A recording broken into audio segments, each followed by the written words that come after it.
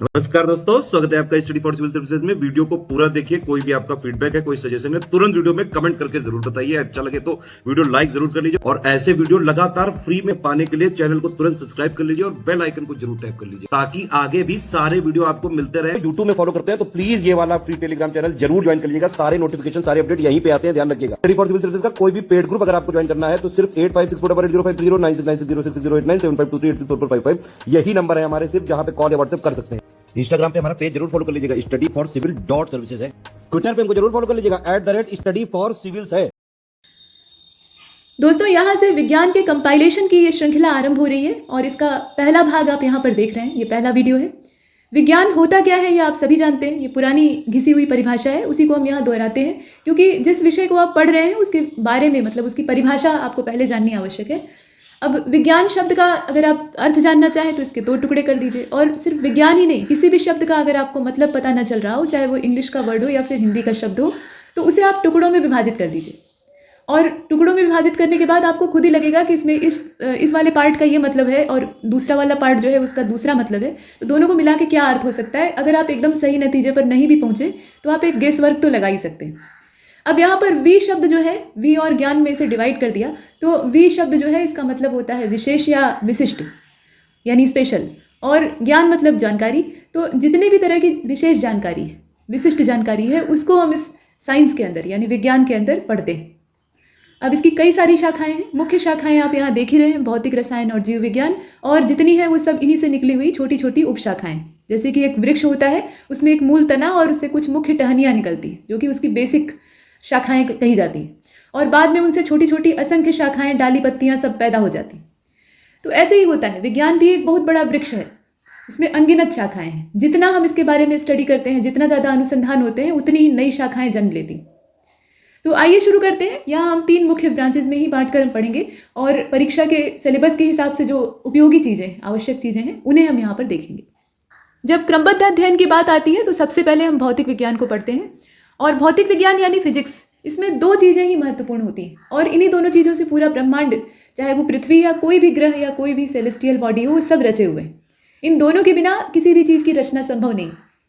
तो एक तो इसमें से पदार्थ है और दूसरा ऊर्जा है। ये एनर्जी और मैटर, यही दोनों मिलकर पूरी सृष्टि का निर्माण करते हैं। मैटर से सब कुछ बनता है और एनर्जी उसे संचालित करती है। अब इसे आप दैवीय शक्ति भी मान सकते हैं या विज्ञान का एक प्रयोग भी मान सकते हैं। तो भौतिक विज्ञान मूल रूप से इन्हीं दोनों चीज़ों पर आधारित है। भौतिक वस्तुओं पर आधारित है, जितनी भी संसार की भौतिक चीज़ें हैं उन पर आधारित है। तो ये पदार्थ और ऊर्जा के ही अध्ययन पर चलता है। जितने भी इसकी शाखाओं को आप देखेंगे उसमें 2 ही चीज़ों का प्रयोग किया गया है। अब यहाँ परिभाषा आप देखें तो प्राकृतिक विज्ञान जो भी हम देखते हैं, मतलब नेचुरल साइंस, उनकी श्रेणी में एक मूल विषय है भौतिकी। भौतिकी यानी भौतिक विज्ञान।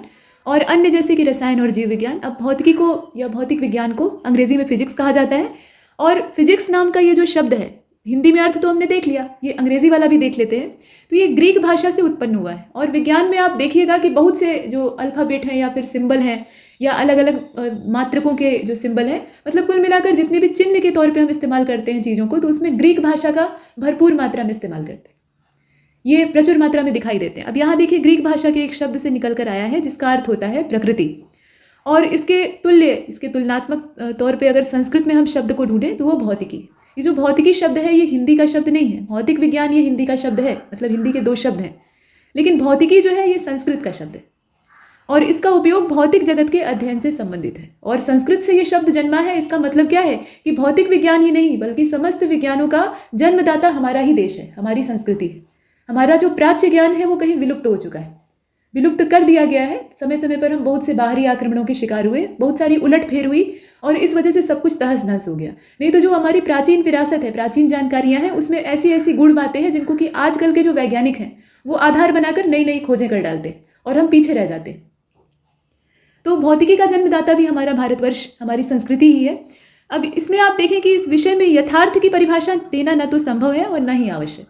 यथार्थ कुछ भी नहीं है, ये हमारे वेद भी कहते हैं, हमारा जो दर्शन है भारतीय दर्शन वो भी कहता है। तो यहाँ विज्ञान भी दार्शनिक हो जाता है और वो कहता है कि यथार्थ की परिभाषा देना संभव नहीं है और ज़रूरी भी नहीं है। मोटे तौर पर भौतिकी का वर्णन प्रकृति के मूलभूत नियमों के अध्ययन पर आधारित होता है। जैसे कि हम ऊष्मागतिकी का नियम पढ़ते हैं, द्रव्यमान संरक्षण का नियम पढ़ते हैं। ये सब क्या है? ये प्राकृतिक नियम। द्रव्यमान को न तो नष्ट किया जा सकता है और न ही उत्पन्न किया जा सकता है। वही चीज़ ऊर्जा के साथ भी होती है। ऊर्जा को न तो उत्पन्न किया जा सकता है, न नष्ट किया जा सकता है। द्रव्यमान भी उत्पन्न नहीं होता है, वो पहले से उपस्थित होता है, बस उसका ट्रांसफॉर्मेशन होता है, एक रूप से दूसरे रूप में वो चला जाता है। ऊर्जा के साथ वो होता ही है। तो इस तरह के जो एकदम बेसिक सिद्धांत हम पढ़ते हैं, ये क्या है? ये सब आधारभूत जानकारियाँ हैं और इनका प्रकृति में हम रोज प्रयोग देखते हैं। अब प्राकृतिक परिघटनाओं में इनकी अभिव्यक्ति हमें दिखाई दे जाती है। तो पूरी प्रकृति एक प्रयोगशाला है और भौतिक विज्ञान उसी को समझने की विद्या है। आगे बढ़ते हैं। यहाँ देखिए, अब काम की चीज़ पर बात करनी शुरू करते हैं। यहाँ तक हमने खूब लंबी चौड़ी लेक्चरबाजी की है। अब यहाँ से आप सिलेबस का हिस्सा देखिए, मापन और मात्रक, या मात्रक और मापन कहना ज़्यादा सही रहेगा, क्योंकि मात्रक रहेंगे तभी तो हम नापेंगे। अब मात्रक होते क्या है?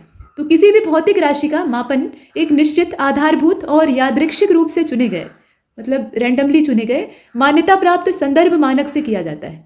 मतलब यहाँ पर होती क्या है? तुलना होती है, कंपेयर किया जाता है।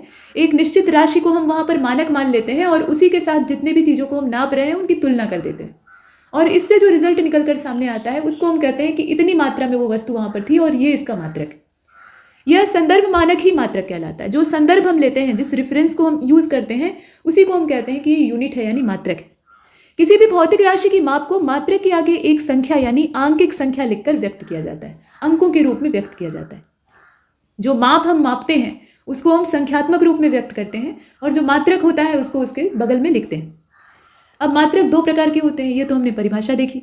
मात्रक दो तरह के हो सकते हैं, एक तो मूल मात्रक होता है यानी फंडामेंटल यूनिट्स होते हैं, और दूसरी जो डेराइव यूनिट हैं, जो कि मूल मात्रकों से ही डेराइव की गई हैं, यानी उन्हीं से उत्पन्न की गई हैं, और इसीलिए इनको कहा जाता है व्युत्पन्न। तो ये दूसरा नंबर जो है ये व्युत्पन्न मात्रकों का होता है।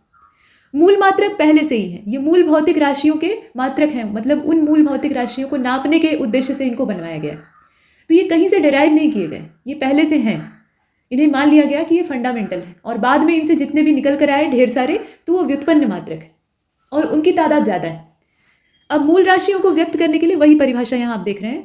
व्यक्त करने के लिए जिन मात्रकों का इस्तेमाल किया जाता है उनको मूल मात्रक कहा जाता है, और इसके अतिरिक्त सभी भौतिक राशियों के मात्रकों को मूल मात्रकों के संयोजन द्वारा, मतलब एक मूल मात्रक को दूसरे मूल मात्रक के साथ मिला देते हैं, और उनका जो कॉम्बिनेशन तैयार होता है उसमें मैथमेटिकल प्रोसेस होता है। तो इससे जो रिजल्ट निकल कर सामने आता है वो व्युत्पन्न मात्रक होते हैं। आपस में मूल मात्रकों की क्रियाविधि हम देखते हैं, जैसे कि समय और द्रव्यमान का देख लिया, या द्रव्यमान और बाकी जितनी भी मूल इकाइयां हैं उनके साथ कॉम्बिनेशन बना लिया। तो इसमें जो 7 मूल राशियां हैं और उनके 7 मूल मात्रक हैं, उनको भी हम आगे देखेंगे। अच्छा, व्युत्पन्न मात्रक जो है इसको डिफिनीशन के तौर पे हमने देख ही लिया है। मूल मात्रकों में लंबाई का मात्रक जैसे मीटर, द्रव्यमान का मात्रक किलोग्राम, समय का मात्रक सेकेंड, MKS पद्धति इन्हीं तीनों के नाम से बनी हुई।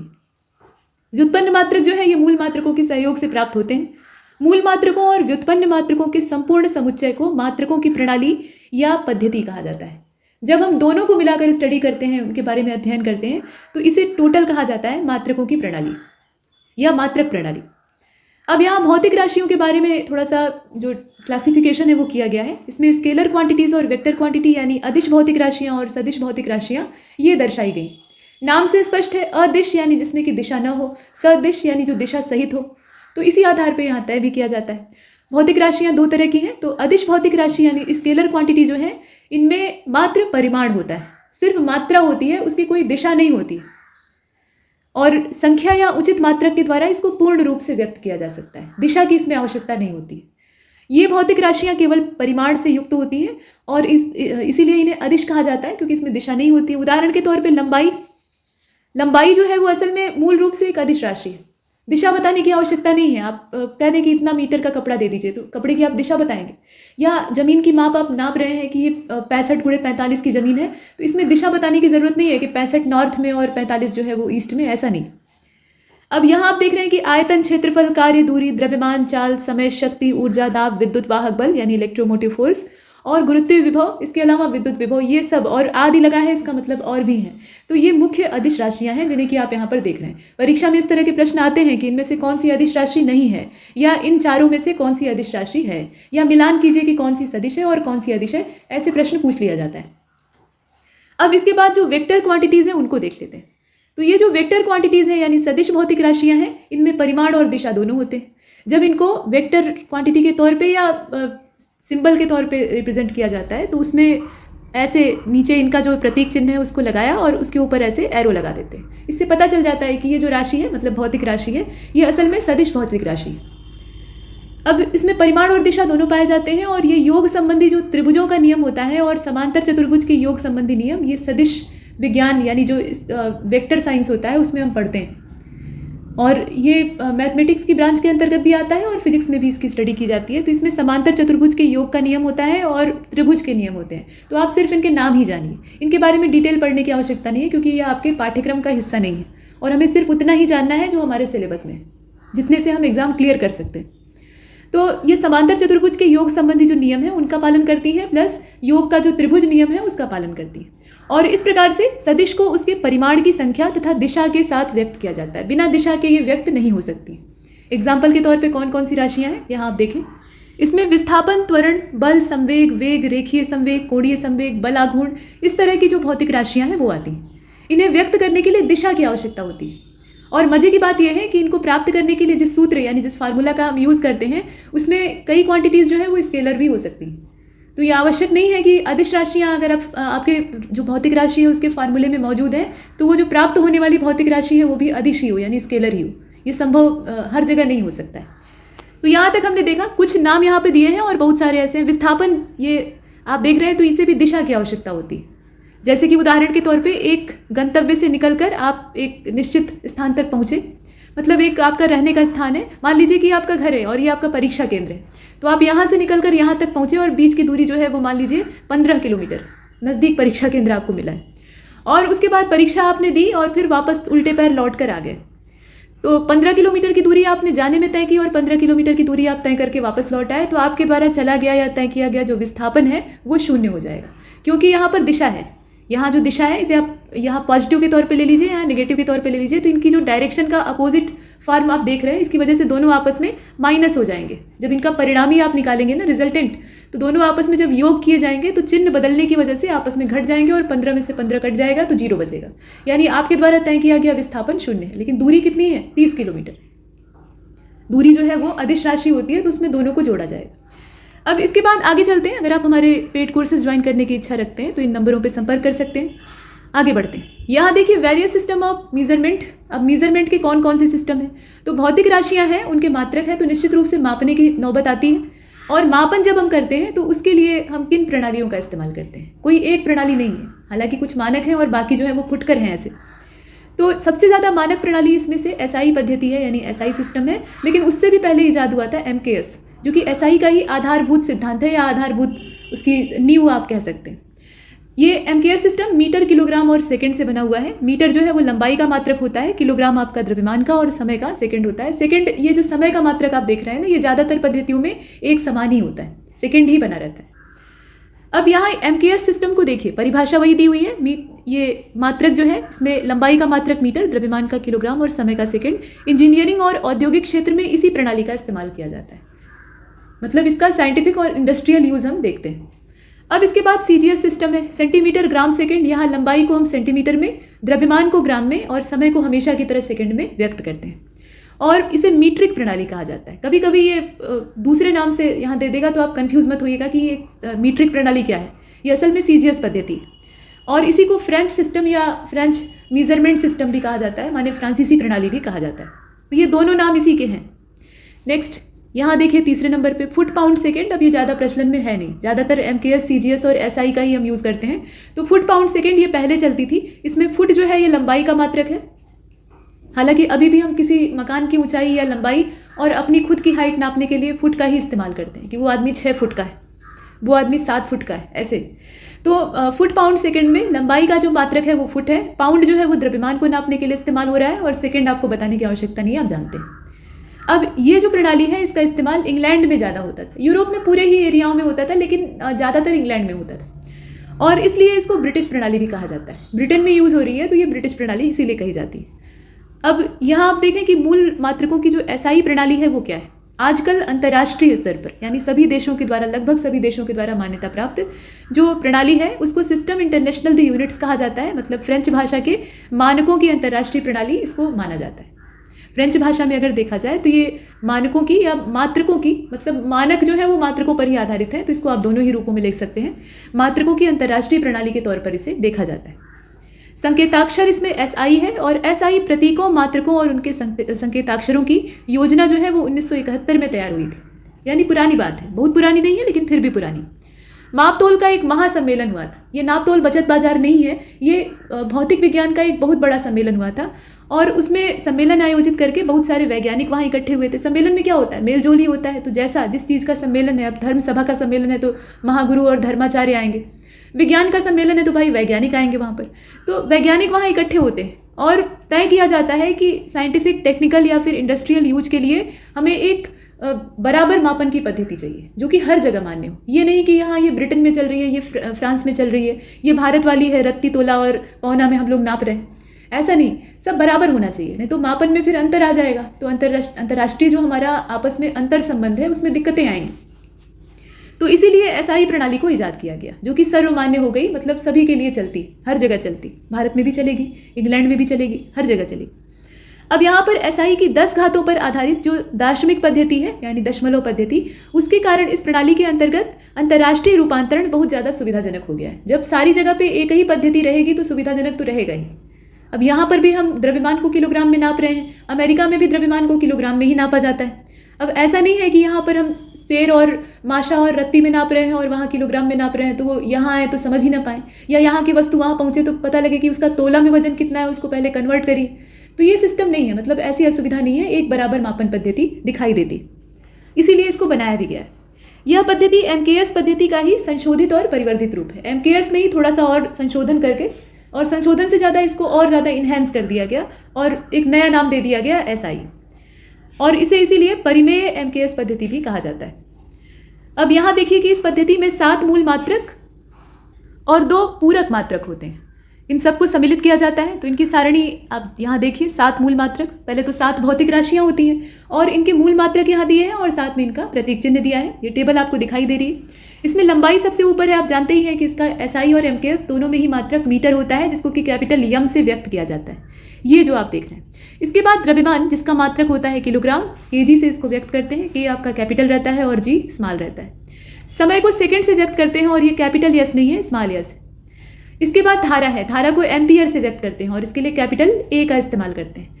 थर्मोडायनेमिक टेम्परेचर यानी तापमान को अगर व्यक्त करना हो तो तापमान के लिए मूल मात्रक जो इस्तेमाल हम करते हैं वो होता है केल्विन, और इसको के से व्यक्त किया जाता है। केल्विन एक वैज्ञानिक का नाम था।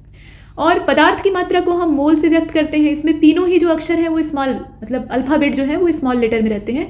MOL, मतलब MO और L तीनों स्मॉल लेटर में रहेंगे। और ज्योति तीव्रता, इसका जो मात्रक है वो कैंडेला होता है और इसे CD से व्यक्त करते हैं और दोनों ही स्मॉल लेटर में होते हैं।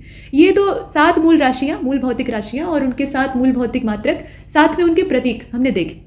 अब 2 जो संपूरक या पूरक मात्रक हैं वो कौन कौन से हैं। एक तो समतल कोण का मात्रक होता है जिसे रेडियन कहा जाता है, RAD से इसको व्यक्त किया जाता है। और दूसरा ठोस कोण का होता है यानी घन कोण जिसको कहा जाता है, उसको स्टेरेडियन से हम व्यक्त करते हैं और उसका जो सिंबल आप यहाँ देख रहे हैं वो SR होता है। ये हमने 2 पूरक मात्रक और 7 मूल मात्रक को उनकी मूल राशियों के साथ देखा। अभी लंबाई के मापन पर थोड़ी चर्चा कर लेते हैं और ये देखते हैं कि छोटी लंबाई को नापने के लिए हम कैसे मात्रक इस्तेमाल करते हैं, और जब बहुत बड़ी बड़ी दूरियां नापनी होती हैं तो हम क्या करते हैं। अब यहाँ देखिए 10⁻³ यानी 10⁻³ मीटर से लेकर 10⁻² मीटर यानी 10⁻² मीटर तक की लंबाई के लिए मीटर स्केल का प्रयोग किया जाता है। इस बीच की अगर इस रेंज की लंबाई रहेगी तो हम क्या करेंगे, मीटर पैमाना यूज़ करेंगे। और वर्नियर कैलिपर्स आप देखते हैं, स्क्रू गेज, वर्नियर कैलिपर्स, ये सामान्य प्रयोगशाला के उपकरण हैं और ऐसे हमारे घरों में भी पाए जाते हैं। तो वर्नियर कैलिपर्स का उपयोग 10⁻⁴ मीटर की सटीकता तक की लंबाई के मापन में किया जाता है। इसका मतलब ये है कि इसका जो सटीकता का बिंदु है वो 10⁻⁴ है, मतलब इतनी ज़्यादा जो लंबाई या चौड़ाई या मोटाई आप जिस रूप में देख लीजिए, इतनी ज़्यादा लंबाई जो है वो नाप सकता है, इसके अलावा वो नहीं नाप सकता है। 10⁻⁴ का मतलब आप समझ रहे हैं, ये 10⁻⁴ का मतलब है कि आप इसको नीचे की ओर पक्षांतर कर दीजिए, माने डिनोमिनेटर में भेज दीजिए, तो नीचे ये 10⁴ हो जाएगा और ऊपर बचेगा 1। अब इसका मतलब ये है कि आप 1/1 के आगे 4 जीरो लगा दीजिए और ये 10,000 है ना, इससे आप 1 में भाग दे दीजिए। जो छोटी सी संख्या आपको प्राप्त होगी वही इसका मान है। तो यहाँ घातें देखकर खुश नहीं होना है, पहले तो ये देख लेना है कि उनके आगे प्लस लगा है कि माइनस लगा है। मतलब इतनी छोटी राशि या इतनी छोटी लंबाई की भी गणना वर्नियर कैलिपर्स कर लेता है। अब इसके बाद आगे देखते हैं, सिक्के इत्यादि का व्यास आप निकाल सकते हैं या किसी इसी तरह की छोटी चीज़ का निकाल सकते हैं। 10⁻⁵ मीटर तक की लंबाई को नापने के लिए स्क्रू गेज और स्फेरोमीटर का यूज किया जाता है। और छोटी अगर लंबाइयाँ रहें तो उसके लिए क्या करेंगे? तो उसके लिए स्क्रू गेज नाम का एक उपकरण होता है जो कि वर्नियर कैलिपर्स का ही अधूरा छूटा हुआ काम करता है। वो कुछ इस प्रकार से होता है, यहाँ कसने के लिए पेंच होता है, बीच में आप जिस वस्तु की मोटाई नापना चाहते हैं, मान लीजिए सिक्के की मोटाई है या इस तरह की कोई भी चीज़ है, तो उसकी मोटाई अगर आप नापना चाहते हैं तो इसके लिए आप यहाँ फिक्स करेंगे, चूड़ी इसकी कसेंगे और फिर नापेंगे, तो यहाँ पे स्केल बनी रहती है और स्केल के आधार पे इसको कैलकुलेट करके निकाला जाता है। तो स्क्रू गेज जो है ये और ज़्यादा सटीकता से 10⁻⁻5 मीटर तक की लंबाई का मापन कर सकता है। अब यहाँ जब बड़ी बड़ी लंबाइयों की हम बात करेंगे तो छोटी लंबाइयों की बात हुई। अगर बड़ी वाली लेंथ की बात करें तो इसमें नापने के लिए कुछ बड़ी बड़ी जो मात्रक पद्धतियाँ हैं उनका इस्तेमाल करते हैं, जैसे कि प्रकाश वर्ष। प्रकाश वर्ष जो है ये समय का नहीं बल्कि दूरी का मात्रक है। ठीक है, अब यहाँ पे बहुत बड़ी दूरियों का मतलब अपनी पृथ्वी पर नहीं होगा, ये ग्रहों के बीच की दूरी हो सकती है या दो खगोलीय पिंडों के बीच की दूरी हो सकती है या फिर एक आकाशगंगा से दूसरी आकाशगंगा के बीच की दूरी हो सकती है। ठीक है, मतलब जो खगोलीय दूरियां होती हैं यही ज़्यादा बड़ी है। पृथ्वी पर मौजूद जितनी भी लंबाई या दूरी हम नापते हैं वो उतनी बड़ी रेंज में नहीं आती है। अब ये नहीं है कि हमें बनारस से इलाहाबाद के बीच की दूरी नापनी है तो हम प्रकाश वर्ष में नापेंगे, वो मूर्खता है। नापी तो जा ही सकती है क्योंकि वो लंबाई का मात्रक है, लेकिन ये बेवकूफ़ी होगी। ज़्यादा बड़ी दूरियों के लिए ही उसको बनाया गया है। ठीक है, तो यहाँ आप देखें कि वही बताया गया है कि किसी ग्रह या तारे की पृथ्वी से दूरी, या पृथ्वी ही नहीं, जैसे मान लीजिए पृथ्वी और सूर्य के बीच की दूरी नापते हैं तो उसके लिए भी हम इसका इस्तेमाल करते हैं। प्रत्यक्ष रूप से मीटर पैमाने की सहायता से इसको नहीं नापा जा सकता है। तो ऐसी दशा में जो लंबन विधि है उसका इस्तेमाल करते हैं और जो मात्रक हम इस्तेमाल करते हैं वो प्रकाश वर्ष जैसे बड़े मात्रक होते हैं। और भी है, द्रव्यमान का मापन कर लेते हैं, लंबाई पर अभी चर्चा करेंगे, मात्रकों को भी देखेंगे। द्रव्यमान पदार्थ का आधारभूत गुण है। पदार्थ की उपस्थिति को बताने वाला जो फैक्टर है वो द्रव्यमान है। यह पिंड के ताप, दाब और दिक्काल यानी दिशा और काल से संबंधित उसकी जितनी भी अवस्थितियां हैं उन पर निर्भर नहीं करता है। पिंड का ताप कितना है, उस पर प्रेशर यानी दाब कितना है और वो किस दिशा में किस परिस्थिति में मौजूद है, कहाँ पर रखी गई है, इससे कोई लेना देना नहीं। इसका मूल मतलब होता है उसके अंदर उपस्थित द्रव्य की मात्रा से। द्रव्यमान का एसआई मात्रक किलोग्राम यानी केजी से इसको व्यक्त किया जाता है और अंतर्राष्ट्रीय मापतोल ब्यूरो जो है जिसके द्वारा ये सब कुछ तय किया जाता है, निर्धारित होता है, उसके द्वारा दिए गए अंतर्राष्ट्रीय मानक किलोग्राम के आदि प्रारूप यानी जो पुराना प्रारूप था वो अलग अलग देशों की, अब ये किसी एक देश की प्रयोगशाला में नहीं है, बहुत सारे देशों की प्रयोगशालाओं में सुरक्षित रखे गए हैं। भारत में इसे नई दिल्ली स्थित जो राष्ट्रीय भौतिकी प्रयोगशाला यानी NPL है, नेशनल फिजिक्स लैब, तो यहाँ पर रखा गया है। ये तो हमने द्रव्यमान का मापन देखा। अभी समय का मापन देख लेते हैं।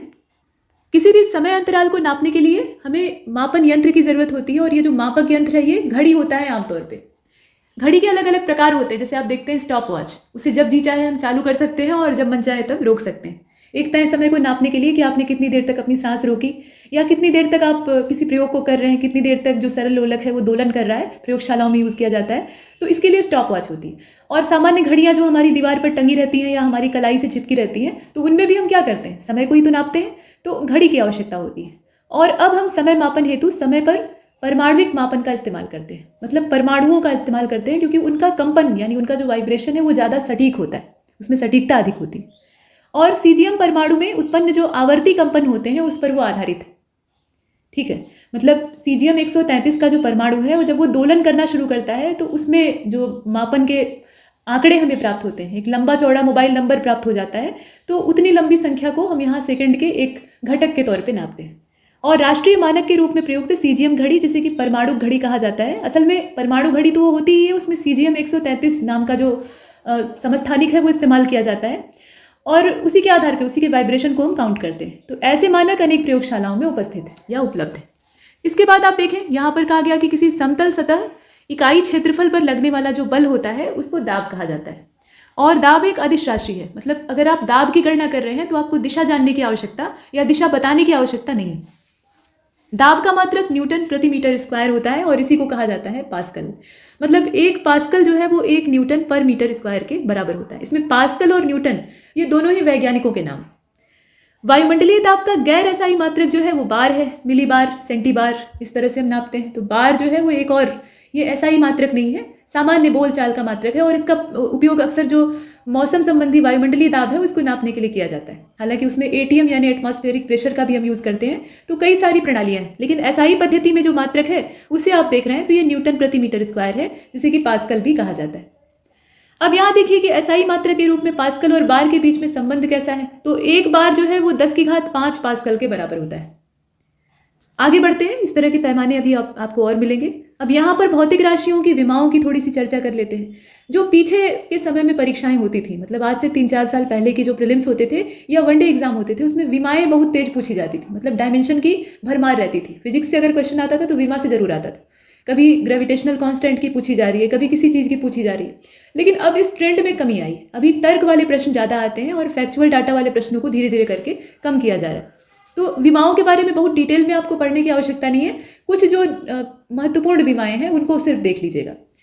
अब विमा होती क्या है? तो ये भौतिक राशियों के ऊपर लगी हुई घातें होती जो कि इनकी मात्रा को असल में दर्शाती हैं और जिन्हें इस राशि के मात्रक को व्यक्त करने के लिए इस्तेमाल किया जाता है और ये मूल मात्रकों के ऊपर हमेशा लगती है। किसी भौतिक राशि के मात्रक को द्रव्यमान, लंबाई, समय, ताप, विद्युत धारा के पदों में लिखने पर प्राप्त जो सूत्र होता है उसको भौतिक राशि का विमीय सूत्र यानी डायमेंशनल फार्मूला कहा जाता है।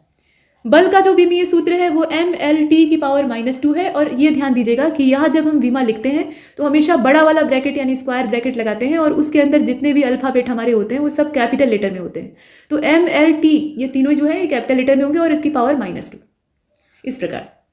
अब यहाँ पर यम जो है वो द्रव्यमान का प्रतीक है, यल जो है वो लंबाई का प्रतीक है और टी आपका समय का प्रतीक है। अगर ताप को व्यक्त करना है तो थीटा बनाएंगे और थीटा कुछ इस प्रकार से बना हुआ आपको जो आपकी NCERT या फिजिक्स की बुक है उनमें दिख जाएगा। और जो विद्युत धारा है उसको ए से व्यक्त करते हैं, एम्पियर ऐसा होता है। तो बड़े ब्रैकेट में इन्हें डिनोट किया जाता है। ये विमीय सूत्र है। अब इसमें बल का विमीय सूत्र दिया है, कार्य का दिया है mL² टी की पावर -2। इसके अलावा यहाँ आप देखें कि और भी जो विमीय सूत्र हैं वो मौजूद हो सकते हैं। एक ही चीज़ को 2 बार दे दिया है। विमाहीन राशियाँ कौन सी होती हैं? ऐसा आवश्यक नहीं है कि अगर भौतिक राशि है तो उसकी विमा होगी। अगर उसकी विमाएं मौजूद नहीं है तो भी वो भौतिक राशि बनी रह सकती है। जैसे कि उदाहरण के तौर पे आप देखिए, जिन भौतिक राशियों में कोई विमा नहीं पाई जाती है, जैसे कि समतल कोण। अब इसमें आप लंबाइयों को ही तो आपस में अनुपात उसका निकाल रहे हैं और अनुपात निकालेंगे तो निश्चित रूप से दोनों जो मात्रक है वो कैंसिल हो जाएंगे। तो वहाँ जब मात्रक ही नहीं बचा तो विमा कहाँ से बचेगी? तो इसीलिए समतल कोण की कोई विमा नहीं होती है। यहाँ पे आप देख सकते हैं ठोस कोण की भी नहीं होती है। आपेक्षिक घनत्व जो होता है उसकी भी विमा नहीं होती है। और इसके अलावा विशिष्ट गुरुत्व की जो विमा है उसको भी हम नहीं निकाल सकते क्योंकि वो कैंसिल, मतलब उसके जो मात्रक है वो आपस में कैंसिल हो जाते हैं। अब विमाहीन राशियों की संख्या सिर्फ इतनी ही नहीं है, बहुत सारे, जैसे विकृति है तो विकृति की भी कोई विमा नहीं होती। और एक विमाहीन राशि में इकाइयों के सभी सिस्टम में समान संख्यात्मक मान होता है। अब यहाँ पे 10 की विभिन्न घातों के जो चिन्ह है वो दिए हुए हैं, नाम दिए हुए हैं। तो इन्हें आप देखें, यहाँ 10 की घात -1 से शुरू किया गया है और इसे आप ध्यान से देखिएगा 10⁻⁻1 यानी 10 की घात -1 इसको डेसी की कोटि में रखा जाता है और डी से, स्मॉल डी से व्यक्त किया जाता है। 10⁻2 ये सेंटी की कोटि होती है, सेंटीमीटर या जितने भी आप इसमें इस्तेमाल करना चाहें, सेंटी का जो कोटि है उसको लगाएंगे तो इसके लिए स्मॉल सी का यूज़ करते हैं। मिली जो है इसके लिए 10⁻3 एम से, मतलब स्मॉल एम से इसको व्यक्त करते हैं। 10⁻6 ये माइक्रो की कोटि होती है, म्यू से इसको व्यक्त किया जाता है। ये ग्रीक अल्फाबेट आपने देखा, म्यू। और इसके बाद 10⁻9 नैनो इसको कहा जाता है, नैनो की कोटि होती है और एन से, स्मॉल एन से इसको व्यक्त करते हैं। पिको के लिए हम 10⁻12 की कोटि लेते हैं और स्मॉल पी से इसको व्यक्त करते हैं। फर्मी या फेम्टो इसके लिए हम यूज़ करते हैं 10⁻15 और इसको स्मॉल एफ से व्यक्त किया जाता है। 10⁻18 है तो उसके लिए एटो का इस्तेमाल करते हैं, मतलब जो नाम इसका हम बुलाते हैं वो होता है एटो और इसको स्मॉल ए से व्यक्त करते हैं। ये तो जो माइनस वाली कोटि है उसको हमने देखा, मतलब जितनी भी घातें थी वो सब माइनस में थी, मतलब ये छोटे छोटे हैं। बड़ी वाली जो घातें हैं उनको देख लेते हैं। तो अगर सिर्फ अकेला 10 है, मतलब 10 की घात 1 है, ये हमेशा ध्यान दीजिएगा कि कोई भी संख्या अगर दी है और उसके ऊपर कोई घात नहीं लगी है, मतलब उसकी पावर कुछ नहीं दिखाई दे रही है, तो वो हमेशा 1 होती है। जहाँ कुछ न रहे वहाँ 1 हमेशा उपस्थित रहता है। तो वैसे ही यहाँ पे 10 भी लिखा जा सकता है या 10 की घात 1 भी लिखा जा सकता है, तो इसको हम कहते हैं डेका और इसको DA से व्यक्त करते हैं। 10 की घात 2 है तो इसको हम हेक्टो कहेंगे, डेका, हेक्टो, किलो, हजार, इस तरह से पैमाने पहले पढ़ाए जाते थे, याद करने का तरीका था। तो 10 की घात 2 जो है इसको हेक्टो कहा जाता है और हेक्टो को H से व्यक्त किया जाता है, H जो है वो स्मॉल रहता है। 10 की घात 3 है तो इसको किलो में व्यक्त करते हैं, ठीक है, यहाँ आप देख रहे हैं K से इसको व्यक्त करते हैं। और 10 की घात 6 है तो इसको मेगा कहते हैं, ये माइक्रो का उल्टा होता है, ध्यान दीजिएगा, और इसको कैपिटल यम से व्यक्त किया जाता है। माइक्रो को म्यू से व्यक्त करते हैं और मेगा को कैपिटल यम से डिनोट किया जाता है। अंतर क्या है? सिर्फ प्लस और माइनस का। गीगा को हम लोग 10 की घात 9 में दर्शाते हैं, मतलब 10 की घात 9 घात है तो हम कहेंगे कि ये गीगा की कोटि है और इसको कैपिटल G से दर्शाया जाता है। और यहाँ आप देख रहे हैं कि नैनो जो है वो उसी के समतुल्य है, बस माइनस प्लस, ये नैनो जो है ये नेगेटिव में उतना है -9 और ये 10⁻+9 है तो ये गीगा बन गया। ये बहुत बड़ी कोटि है। इसके बाद 10 की घात 12 को आप देखें, ये टेरा है, T से व्यक्त किया जाता है, कैपिटल T। पेटा जो है ये 10⁻15 मतलब कोटि का है, अर्थात ये फर्मी या फेम्टो के अपोजिट है, उसी का रिवर्स है। अब यहाँ पे इसको पी से व्यक्त करते हैं और एक्सा जो लास्ट में है ये एटो का उल्टा है, मतलब 10⁻18 कोटि के तौर पे, और इसको कैपिटल ई से व्यक्त किया जाता है। तो अगर एक तरफ का आपको पता है तो दूसरी तरफ का आप सिर्फ एक पॉइंट याद रख के सभी को दिमाग में रख सकते हैं। नेक्स्ट, यहाँ देखिए प्रमुख भौतिक राशियाँ और उनके जो मात्रक हैं वो दिए हुए हैं और उनसे संबंधित जो मूल तथ्य हैं वो दे रखे हैं। भौतिक राशियाँ और उनके मात्रक तो हालांकि हमने ऊपर ही देख लिए थे, टेबल बनी हुई थी, उतना ही हमें जानना है सिर्फ कौन सी मूल राशि है और कौन सा उसका मात्रक है, क्या उसका प्रतीक। अब यहाँ पर कुछ वन लाइनर तथ्य दिए हुए हैं। ये हेडिंग जो है ये असल में बेकार है, इसे आप मत देखिए। वन लाइनर डाटा देखिए, इसमें क्या दिया हुआ है। समुद्र के भीतर छिपी हुई जो चीज़ें होती हैं या डूबा हुआ कोई जहाज है, पनडुब्बी इत्यादि अंदर से चल रही है, तो उसका पता लगाने के लिए मोटे तौर पे आप देखें आइसबर्ग जो हिमशैल होते हैं, बड़े बड़े ग्लेशियरों के टुकड़े अलग हो जाते हैं। ग्लोबल वार्मिंग की वजह से ग्लेशियर वैसे भी पिघलते हैं, यह एक सामान्य प्रक्रिया भी है। तो ये आसपास के समुद्री पानी में तैरते रहते हैं, जो बर्फ के टुकड़े हैं बड़े बड़े होते हैं, ये पानी में तैरते रहते हैं। अब इनका 9 हिस्सा जो है वो अंदर रहता है और सिर्फ 1 हिस्सा बाहर रहता है। अगर 10 पूरे भाग को मान लिया जाए तो पूरा जो एक बड़ा हिस्सा है वो अंदर रहता है। असल में बर्फ का टुकड़ा जब एक ग्लेशियर के रूप में अलग होता है या हिम छत्रक के रूप में या हिमशैल के रूप में अलग होता है तो उस पर उत्प्लावन बल काम करने लगता है। जैसे ही वो पानी में प्रवेश करता है तो वैसे ही उत्प्लावन बल उस पर काम करता है और इसी वजह से उसका सिर्फ 10वां भाग जो है वो ऊपर रहता है, बाकी 9वां हिस्सा मतलब 9 हिस्से जो है वो अंदर डूबे रहते हैं। और ये जहाज़ों के लिए बहुत खतरनाक होता है। आपने टाइटेनिक की बहुत भयंकर दुर्घटना जो आज से बहुत पहले हुई थी उसको देखी होगी या सुना होगा, मतलब फिल्मों में देखा होगा और ऐसे सुना होगा कहानियों के तौर पे। तो टाइटेनिक के साथ भी यही हुआ था। उसके साथ एक हिमखंड जो यहाँ पे आइसबर्ग होता है वो टकरा गया था और उसका एक बड़ा भाग नीचे डूबा रहता है, तो ये जहाज़ को नीचे से डैमेज कर देता है और इस वजह से टाइटेनिक डूब जाता है। तो ये समुद्र के अंदर छिपी हुई चीज़ों को पता लगाने के लिए जो टेक्नोलॉजी हम इस्तेमाल करते हैं वो असल में सोनार होती है, मतलब अल्ट्रासोनिक वेव्स का हम असल में यूज़ करते हैं। सोनार का पूरा नाम क्या है यहाँ आप देखें, साउंड नेविगेशन एंड रेंजिंग। पराश्रव्य तरंगें ये समुद्र के भीतर भेजी जाती हैं और परावर्तित होकर लौटने पर ये तरंगों मतलब जहाँ से ये परावर्तित होकर वापस आती है उससे हम वस्तु की स्थिति का अंदाजा लगा लेते हैं कि वो कितनी गहराई में और कहाँ पर मौजूद है।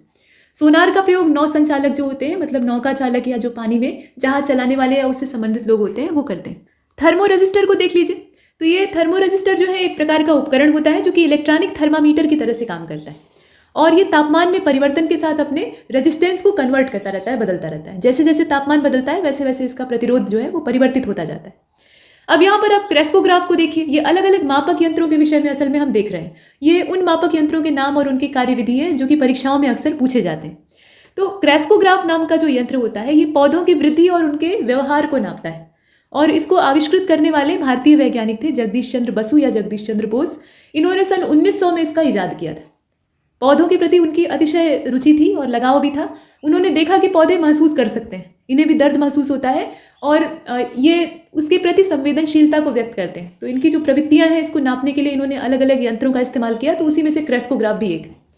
अब यहाँ पर आप देखिए गाइगर काउंटर, इसे गाइगर मूलर काउंटर या गीगर काउंटर भी कहा जाता है। ये एक पार्टिकल एसिलरेटर है या फिर आप इसे कह लीजिए कि पार्टिकल डिटेक्टर है। ये आयनित विकिरण को नापता है, ठीक है। ये जितनी भी आयनित विकिरण होते हैं उनको नाप लेता है। और आयनित विकिरण का मतलब आप समझ रहे हैं, जो खतरनाक विकिरण होता है, जो कि पदार्थों के अंदर सिर्फ वाइब्रेशन ही नहीं पैदा करता है बल्कि उनके स्वरूप को परिवर्तित कर देता है, उन्हें आयनित कर देता है। तो इस तरह के हानिकारक विकिरण को नापने के लिए हम गाइगर काउंटर का यूज़ करते हैं। कंप्यूटर के संबंध में अगर देखा जाए, जो कंप्यूटर टेक्नोलॉजी है, तो उसमें बाइट ये डिजिटल सूचना की सबसे छोटी इकाई। यहाँ पे बिट और बाइट की जो इकाइयाँ हैं दोनों ही सबसे छोटी मानी जाती हैं और आमतौर पे हम बाइट में ही नापते हैं क्योंकि बिट में नापने का कोई मतलब नहीं है, वो सबसे छोटी होती है तो उतनी छोटी माप हमें करनी नहीं होती है। तो byte, megabyte, kilobyte, terabyte, gigabyte इस तरह से हम इस्तेमाल करते हैं, ठीक है। तो ये आपने देखा। और रिक्टर जो है ये भूकंप की तीव्रता को नापने का, मतलब भूकंप की जो तरंगे हैं उनकी तीव्रता को नापने का एक मैथमेटिकल स्केल है और इसके सहारे हम ये पता लगाते हैं कि भूकंप कितनी तीव्रता का था। बार जो है वो दाब की इकाई है। 1 किलो मतलब 10⁵5 पास्कल के बराबर होता है। और इसके बाद आप देखिए क्यूसेक को। तो क्यूसेक जो है ये पानी का बहाव नापने का मात्रक है, पानी के बहाव की दर को ये नापता है और इसको क्यूबिक फीट पर सेकेंड कहा जाता है, शॉर्टकट में कहते हैं क्यूसेक। आगे बढ़ते हैं। वायुमंडल में ओजोन परत जो है ये कहाँ पर पाई जाती है, तो आप समझिए क्षोभ मंडल का जो एकदम आखिरी हिस्सा है, अपर लेयर है जो सबसे ऊपर वाली, उसमें कुछ हिस्सा इसका मिलता है और बाकी जो बड़ा पार्ट है वो समताप मंडल में यानी जो स्ट्रेटोस्फीयर है वहाँ पर पाया जाता है। और ओजोन परत का काम आप जानते ही हैं, सूर्य की पराबैंगनी किरणों को ये सोख कर अपने लिए पोषण प्राप्त करती है, वही इसका भोजन है। इसी से ओजोन का निर्माण भी होता है, मतलब पराबैंगनी किरणों के द्वारा जो ताप और दाब की परिस्थितियां पैदा की जाती हैं, उससे ऑक्सीजन के परमाणु आपस में जुड़ने लगते हैं, तो इससे ओजोन बनती है। तो ओजोन उसका इस्तेमाल अपने लिए कर लेती है, और जो साफ विकिरण, आप ये कह सकते हैं कि जो हानि रहित विकिरण है, वो पृथ्वी तक पहुंच पाता है। तो ये पृथ्वी के जनजीवन की सुरक्षा करती है। अब ये बात अलग है कि इसमें भी छेद बन रहे हैं, तो वो चिंता की बात। तो ओजोन की मोटाई नापने के लिए डॉप्सन का इस्तेमाल किया जाता है, और डॉप्सन जो है ये मानक ताप और दाब पर 10 माइक्रोमीटर ओजोन परत को व्यक्त करता है, यानी एक छोटी इकाई के तौर पे हम इसे देखते हैं। अब यहाँ से हम सरल रेखा में गति को देखेंगे, मतलब गति जो है वो कैसे हो रही है, एक सरल रेखीय तरीके से हो रही है। और पहले तो ये जानना आवश्यक है कि गति क्या होती है, यानी मोशन क्या होता है। तो यदि किसी वस्तु की स्थिति में समय के साथ बदलाव हो रहा है तो कहा जाएगा कि वो वस्तु जो है वो गतिमान है, चल रही है। विराम तथा गति एक दूसरे से संबंधित है। यदि कोई गतिमान वस्तु वेग के साथ समान समय अंतराल में समान दूरी तय कर रही है, मतलब उसके अंदर वेग है, वो चलायमान है, एक जगह स्थिर नहीं है, और उसके साथ एक चीज़ और है कि वो एक समान समय अंतराल में समान दूरी तय कर रही है। मतलब 1 घंटे में वो 20 किलोमीटर चल ले रही है, सपोज दैट, फिर 1 घंटे में 20 किलोमीटर चल रही है। मतलब समय और जो उसकी तय की गई दूरी है उसमें कोई परिवर्तन नहीं आ रहा है, एक समान ही वो चल रही है, तो इसको एक समान गति कहा जाता है। नाम से सब कुछ यहाँ स्पष्ट है। और एक समान गति वाला पिंड त्वरित नहीं होता है। त्वरित होगा तो उसकी गति बढ़ जाएगी, रफ्तार बढ़ जाएगी, तो वो ज़्यादा दूरी तय करने लगेगा। या उसमें मंदन भी नहीं होता है, वो धीमा भी नहीं चलता है। तो एक समान गति एक आदर्श अवस्था है। कोई भी वस्तु हमेशा एक समान गति से गतिमान नहीं हो सकती। यदि एक समान वेग से चल रही रेलगाड़ी जो है, इसमें व्यक्ति प्लेटफार्म पर गेंद को गिराता है, ये प्रश्न पूछा गया था, उसी से ये उदाहरण बताया गया है। तो रेलगाड़ी में अगर बैठा हुआ कोई व्यक्ति है और प्लेटफार्म पर वो एक बॉल फेंक देता है, तो गेंद जिस पथ से आकर प्लेटफार्म पर नीचे गिरेगी, चूंकि अर्थ की ग्रेविटी वहाँ काम करेगी, तो गेंद निश्चित रूप से अंततः जमीन पर आकर गिरेगी। लेकिन बीच में जिस पथ का वो अनुसरण करेगी वो परवलयाकार होगा, पैराबोलिक जो पाथ है उसके हिसाब से वो चलेगी। यदि कोई वस्तु समान समय अंतरालों में असमान दूरी तय करती है, तब वस्तु की गति जो है वो असमान कहलाती है। अब यही है पूरा इसमें सिद्धांत, यानी गति के विषय में हमने देखा। न्यूटन के गति के नियमों को देख लेते हैं। पहला नियम आप देखिए, इस नियम के हिसाब से यदि कोई वस्तु विरामावस्था में है तो वो विराम की अवस्था में ही रहेगी, और यदि कोई वस्तु जो है वो गति की अवस्था में है तो वो गति की अवस्था में ही रहेगी जब तक कि उस पर कोई बाह्य बल न लगाया जाए। और यह नियम जड़त्व का नियम भी कहलाता है। मतलब जैसी अवस्था में है वैसी ही अवस्था में रहेगी जब तक कि उस पर कोई बाहरी बल हम नहीं लगाते हैं। यानी उसकी अवस्था को परिवर्तित करने के लिए या उसे उसकी इस अवस्था से बाहर ले आने के लिए हमें बल लगाना आवश्यक है। उदाहरण के तौर पर चलती हुई बस के अचानक रुकने से उसमें बैठे यात्री आगे की ओर झुक जाते हैं, क्योंकि उनके पैर तो बस के साथ गतिमान रहते हैं, लेकिन जो ऊपरी धड़ होता है, कमर से ऊपर का हिस्सा, वो जड़त्व की अवस्था में होता है। जब एकाएक ब्रेक लगता है तो वो जड़त्व की अवस्था से बाहर आ जाता है, मतलब एक साथ वो बस के साथ गतिमान नहीं हो पाता है, तो इसलिए आगे की ओर झुक जाता है। ठीक है। और ऐसे ही रुकी हुई गाड़ी के अचानक चल पड़ने से यात्री पीछे की ओर झुक जाते हैं। तो ये न्यूटन के गति के पहले नियम को व्यक्त करने वाले कुछ उदाहरण हैं। दूसरे नियम को देखिए, सेकेंड लॉ। वस्तु के संवेग में परिवर्तन की दर जो है वो उस पर आरोपित बल के अनुक्रमानुपाती होती है। मतलब संवेग में परिवर्तन जैसा होगा उसी से बल भी प्रभावित होगा। अगर वो बढ़ेगा तो बल जो है उसमें भी मात्रा में वृद्धि होगी, या इसको आप उल्टा समझिए, बल की मात्रा अगर बढ़ा देंगे तो संवेग परिवर्तन की दर भी बढ़ जाएगी। अगर बल की मात्रा घटा देंगे तो संवेग परिवर्तन की दर भी कम हो जाएगी। अनुक्रमानुपाती संबंध का या समानुपाती संबंध का यही मतलब होता है। और रेसिप्रोकल रिलेशन होगा, यानी व्युत्क्रमानुपाती संबंध होगा, तो वहां अगर आप एक को बढ़ाएंगे, जैसे मान लीजिए बल को बढ़ाए, तो जो संवेग परिवर्तन की दर है वो कम होने लगेगी। लेकिन यहाँ ऐसा नहीं, यहाँ समानुपाती संबंध। किसी वस्तु पर आरोपित बल उस वस्तु के द्रव्यमान तथा बल की दिशा में उत्पन्न त्वरण के गुणनफल के बराबर होता है। किसी भी चीज पर अगर आप बल लगा रहे हैं तो उस वस्तु का जितना भी द्रव्यमान है, और द्रव्यमान को हम लोग यहाँ पर m से व्यक्त करते हैं, और उस बल की दिशा में उत्पन्न होने वाला जो त्वरण है उसको हम a से व्यक्त करते हैं, a फॉर एक्सीलरेशन, और दोनों को कर देते हैं गुणा, और जो हमें प्राप्त होता है वही होता है f। तो f बराबर m इंटू a या m गुणे a, ये है सूत्र। और यही न्यूटन का दूसरा नियम है। तो सूत्र से भी आप परिभाषाएं निकाल सकते हैं। उदाहरण आप यहाँ देखिए, तो क्रिकेट का खिलाड़ी जो है वो गेंद को जब कैच करता है तो अपने हाथों को थोड़ा पीछे लेता है ताकि वो कैच एकदम सटीकता से पकड़ सके और गेंद की चोट से बचा रह सके। इसके बाद आप देखिए थर्ड लॉ को, ये तो सभी जानते हैं। सबसे मजेदार जो न्यूटन का नियम है वो तीसरा नियम है। अब यहाँ देखिए, प्रत्येक क्रिया के बराबर परंतु विपरीत दिशा में प्रतिक्रिया अवश्य होती है, और क्रिया तथा प्रतिक्रिया बल सदैव भिन्न वस्तुओं पर कार्य करते हैं। अब यहाँ देखिए, बंदूक से गोली चलाने पर बंदूकधारी पीछे की ओर झटका महसूस करता है। और पहले जो लंबी वाली बंदूकें होती थी जिसमें कि पीछे चौड़ा सा ऐसे लकड़ी का हत्था नुमा लगा रहता था, लंबी गब्बर सिंह वाली बंदूक आपने देखी है ना, तो वैसी वाली। और उसमें जो पीछे लकड़ी की बट उसको कहा जाता है वो लगी होती है, तो ठोड़ी से सटाकर अगर कोई फायर कर रहा है तो उसकी ठोड़ी टूट जाएगी, इतनी तेज पीछे की ओर झटका लगता है। इसीलिए सिखाया जाता है कि उसको नीचे की तरफ दबा के तब फायर करना चाहिए, मतलब कुल मिलाकर उसे अपने से दूर बनाकर। तो ये जो बंदूक का पीछे हटने वाला प्रोसेस है, इसमें होता क्या है, बंदूक जो है वो गोली के ऊपर बल आरोपित कर रही है और वो बल लगा रही है तो गोली आगे की ओर भाग रही है, लेकिन उल्टी दिशा में प्रतिक्रिया भी कर रही है। मतलब जितना बल उसके ऊपर आरोपित हुआ उतनी ही बराबर मात्रा में वो उल्टा बल यानी जो प्रतिक्रिया बल है वो हमारी ओर लगाएगी, तो बंदूक जो है वो पीछे की ओर हटेगी। ये चीज़ हर जगह हम देखते हैं, जैसे कि पानी में कूदते हैं तो हम तैरने के लिए अपने हाथ पैर चलाते हैं, तैरने के लिए आवश्यक है कि हाथ पैर चलाएं, तो पानी को हम पीछे की ओर धकेलते हैं और पानी हमको आगे की ओर धकेलता है। इसीलिए कहा जाता है कि अगर तैरना नहीं भी आता है तो पानी में कूदकर पानी में गिरने के बाद अपने हाथ पैर चलाइए, एकदम से शून्य मत पड़ जाइए कि बचाओ बचाओ चिल्लाने के चक्कर में एकदम बुत पत्थर की तरह से हो गए, तब तो डूब जाएंगे। अगर हाथ पैर चलाएंगे तो निश्चित रूप से हम ऊपरी सतह पर बने रहेंगे, बाद में कोई आकर बचा लेगा। इसके बाद आप डिस्टेंस को देखिए, ये तो 3 नियम हमने देख लिए, क्रिया प्रतिक्रिया का नियम देखा और बाकी दोनों जो त्वरण और बल के नियम थे उनको भी देख लिया। डिस्टेंस को देखते हैं तो किसी गतिमान कण द्वारा किसी निश्चित समय अंतराल में तय किया गया जो एक वास्तविक पथ होता है, वास्तविक पथ की लंबाई होती है, उसको दूरी कहा जाता है।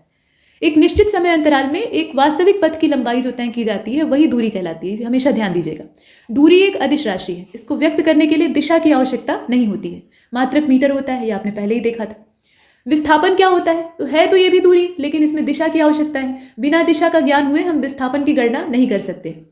तो दूरी और विस्थापन के बीच का फर्क भी आपने शुरुआत में एक एग्जाम्पल के माध्यम से समझा था कि मान लीजिए कि आपका परीक्षा केंद्र जो है वो आपके घर से 15 किलोमीटर की दूरी पर है, आप वहाँ गए, परीक्षा दी और उसके बाद फिर उल्टे पैर लौट कर आए, तो 15 किलोमीटर आप गए और 15 किलोमीटर वापस आए, कुल मिलाकर आपके द्वारा तय की गई दूरी जो है वो 30 किलोमीटर हुई। लेकिन आपके द्वारा तय किया गया विस्थापन कितना हुआ, तो +15 और -15 आपस में रिजल्टेंट उसका कितना आएगा, 0 आएगा। तो विस्थापन आपके द्वारा 0 ही तय किया गया। तो ये विस्थापन एक दगाबाज चीज़ है और इसके लिए दिशा की आवश्यकता होती है, जब तक आप डायरेक्शन नहीं जानेंगे तब तक इसे कैलकुलेट नहीं कर सकते। अब यहाँ देखिए कि प्रारंभिक और अंतिम स्थितियों के बीच की न्यूनतम दूरी होती है। अगर कोई वस्तु चलना प्रारंभ करती है तो उसका जो स्टार्टिंग पॉइंट है और जहाँ तक उसे पहुँचना है उसके बीच की निश्चित दूरी, और वो भी कैसी दूरी, न्यूनतम दूरी। ऐसा नहीं कि आपका एग्जाम का सेंटर जो है वो सीधे रास्ते, अगर आप सीधी सड़क पकड़ कर जा रहे हैं तो वो 15 किलोमीटर पड़ रहा है, तो आप क्या करें कि जो दूसरा रास्ता है उसको पकड़ लें, थोड़ा चाय वाय पीते हुए आराम से एक आध दोस्तों को अपने साथ लिवा कर तब एग्जाम के सेंटर में आ रहे हैं। तो ये वाली दूरी जो है ये विस्थापन नहीं कहलाएगी, क्योंकि लंबी रूट है, सबसे जो न्यूनतम दूरी होती है उसी को हम विस्थापन के तौर पर मेजर करते हैं। अब आगे चलते हैं। यहाँ आप देखिए कि विस्थापन एक सदिश राशि है, मात्रक मीटर ही होता है, तो इसमें मात्रक तो समान होगा, प्रवृत्ति इनकी अलग अलग होगी, सदिश या अदिश के हिसाब से इनकी जो प्रवृत्तियां हैं वो भिन्न होंगी। दूरी और विस्थापन में सबसे बड़ा अंतर यही है, दिशा की आवश्यकता नहीं होती है और दिशा की आवश्यकता होती है, यही सबसे बड़ा फर्क है और उसी के आधार पर यहाँ पर बताया गया है। तो वस्तु द्वारा तय की गई दूरी वस्तु द्वारा अपनाए गए मार्ग पर निर्भर करती है, जबकि विस्थापन मार्ग पर निर्भर नहीं करता है, बल्कि वो प्रारंभिक और अंतिम स्थिति के बीच की न्यूनतम दूरी पर निर्भर करता है। मतलब ये है कि उसी एग्जाम्पल को हम यहाँ पर इस लाइन के तरीके से इस्तेमाल करते हैं। आप अपने घर से निकले और चाय की दुकान तक गए, चाय वाय पी, थोड़ा अखबार भी देखा, उसके बाद 2-4 दोस्तों के साथ मिलकर चर्चा की और फिर एग्जाम के सेंटर में पहुंचे। तो यहाँ से यहाँ तक जाने में आपको 15 की बजाय 20 किलोमीटर की दूरी तय करनी पड़ी। तो ये जो है ये दूरी है असल में, ठीक है। और आप सीधा सीधा यहाँ से यहाँ पहुंचे और उसमें दिशा दी हुई है कि आप इस डायरेक्शन में इतना चले, तो ये 15 किलोमीटर आपका विस्थापन है। मतलब एक बिंदु से दूसरे बिंदु के बीच की दूरी, एक शुरुआती बिंदु है और एक अंतिम बिंदु है, और वो दूरी न्यूनतम दूरी होनी चाहिए, ये शर्त है।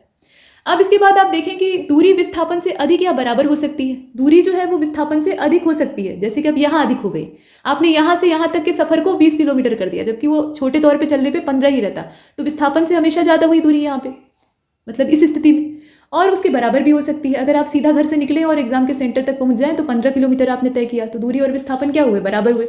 लेकिन विस्थापन से किसी भी हालात में कम नहीं होगी। क्यों कम नहीं होगी? क्योंकि विस्थापन ही न्यूनतम दूरी है, एक बिंदु से दूसरे बिंदु के बीच की न्यूनतम दूरी है वो। तो जब वही न्यूनतम है तो उससे कम क्या होगा, उतना तो हर हाल में रहेगा ही। ये आपने देखा। अब यहाँ देखिए कि गतिमान कण के द्वारा तय की गई दूरी कभी ऋणात्मक या शून्य नहीं हो सकती है। दूरी कभी निगेटिव में नहीं जाएगी और 0 तो बिल्कुल नहीं होगी। अगर आप 10 कदम चले तो उतनी दूरी आपने तय की। लेकिन विस्थापन जो है वो धनात्मक, ऋणात्मक या शून्य हो सकता है। जैसे अब यही वाला एग्जाम्पल, चूंकि हमने एक एग्जाम्पल शुरुआत में लिया था तो उसी को बार बार हम इस्तेमाल कर रहे हैं। तो घर से आपका परीक्षा केंद्र, आपने इस दिशा में तय किया 15 किलोमीटर, इसको आप प्लस ले लीजिए क्योंकि आप सीधा गए, फिर उल्टा उसी दिशा में लौट कर अपने घर आ गए, मतलब परीक्षा दी फिर घर वापस आ गए, तो 15 किलोमीटर आपने तब भी तय किया, उसको -15 लिखेंगे क्योंकि हमने उल्टा सफ़र तय किया है। अब दोनों का जब रिजल्टेंट निकालेंगे तो +15 में से -15 कैंसिल हुआ तो विस्थापन क्या आएगा, 0 आएगा। यही चीज़ आपको पीछे बताई गई थी।